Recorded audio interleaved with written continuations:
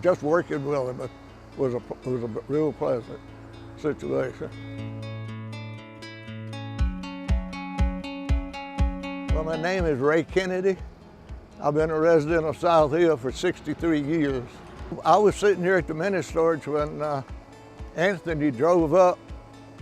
I saw the truck with Daniel roofing on it, and he got out, introduced himself, and asked me if he could look at the damage, the storm damage I had on my mini storage.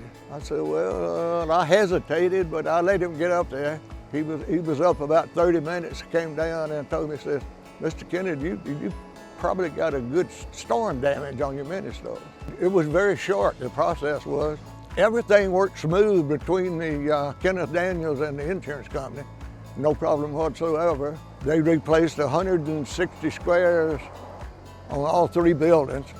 They did it real fast. Hardest working bunch of people I ever seen.